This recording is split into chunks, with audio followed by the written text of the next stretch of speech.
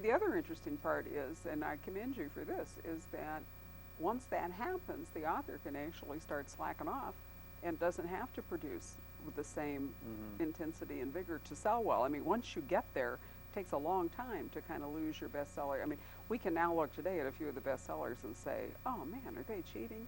You know, not a good book. It's just sort of, in fact, there's been a lot of written very recently. Yeah. I've been saying for the last 6 or 8 months that people are bored with big books, bored with big thrillers. And it's time to turn the corner and go towards something else. And you want to tell me what it is? Because I'm right in the middle of a book, and I want to adjust it right now before I get done. I think that people are actually tired of global stakes. They are tired of, I think that the whole abused and damaged children is so drenched this spring that it's going to be by summer, people are not going to want, it's a terrible subject, it's a painful subject, it's a heartbreaking subject. You can only do that so often. And I think the other is that from England, there's been this enormous, intense, dark psychological, Ruth Rendell, Minette Walters, that fueled all these, you know, really sick psyches doing weird stuff with butterflies and things, you know. And I think that right now people don't want to go there. This is an uneasy time. We're looking at war. We're looking at recession. You go back to the 30s. You look at what was the movie that people wanted to go to. They went to the they went to the musical. I think that there's going to be more like comfort books. You know, back to more romance, more fantasy. I think we're seeing that anyway. Fantasy. Yeah, well, it already had been. Yeah. In fact, the mix in the publisher stuff of sci-fi fantasy is going up, while hard stuff is going down. And I think in every genre, when people rush in, there were too many bad serial killer books. I mean, you get Silence of the Lambs, but by the time you get to the 128th clone and it's a bad book, people say, don't want to do that anymore. And so that's part of it too, is a big overload. When Harlan Coben and Michael Connelly and Dennis Lehane all wrote those really big white male thrillers. That was fun then, because people weren't doing this. Now everything is like that. Books come in like by pound, you know.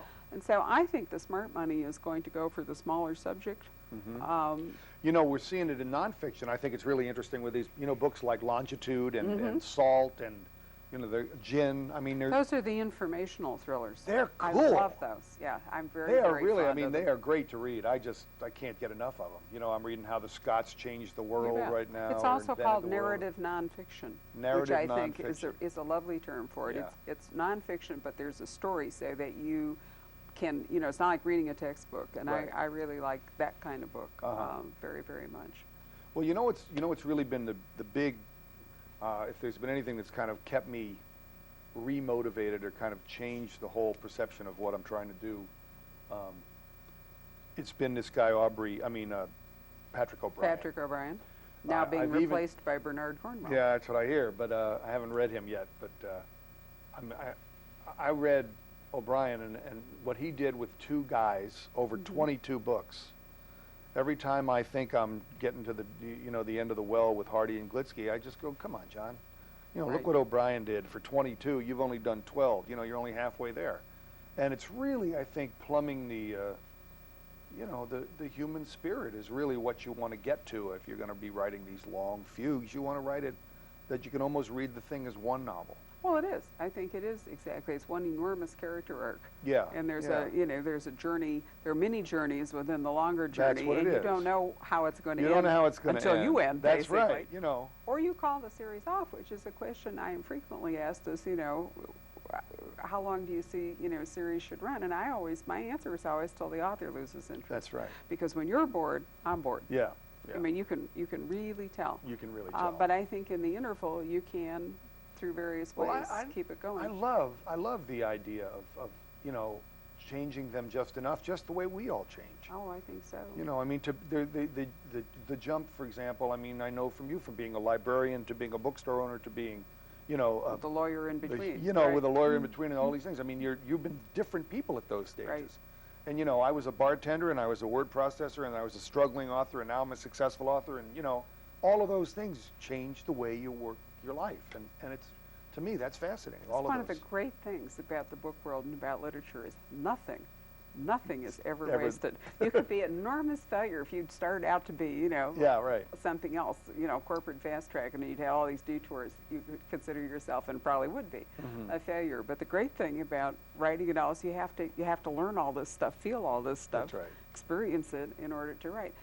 I missed my point when I was doing that earlier riff. What I was going to say is there's been some interesting stuff in the New York Times and information release saying that the really great bestsellers, the guys that get the huge advances and all, people like Michael Crichton and all, their books are suddenly not selling. Yeah. There's been, and I think that, in other words, I love the fact that I said this a few months ago, and now there's empirical evidence. It's not just intuitive, but empirical evidence that says, you know what, people really are getting bored. And it's, you know, can publishers afford to pay these guys this kind of money when the books aren't moving? And I think that's a really healthy thing. I think there are too few, you know, Well, too few people getting. I'd love to see a little more room at the top, to tell you the truth.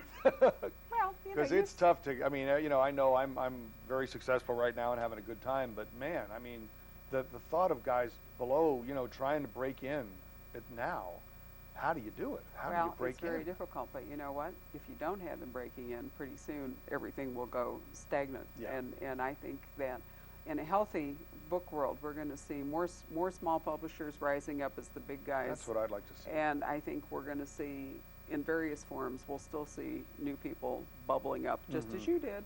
You know, it's only been 13 years, really. Yeah. And I've seen a lot of shorter career trajectories that have been. Dennis Lehane is certainly one. Yeah. Mike Conley's been with me since whatever. Right. Yeah. And I think I'll stick around for a few more. It's interesting how you can kind of spot the ones who can really write and who really will make it. But it is harder and harder. Larry Block would not be Larry Block if he were starting today. Oh no. You know, No, he just couldn't be wouldn't- as he wouldn't have eclectic, the- number one. He wouldn't have the room. He wouldn't have the time. Yeah. Before he got booted out for somebody else, and that would be a real shame. So I'm hoping we can go back to an environment that encourages people like Larry.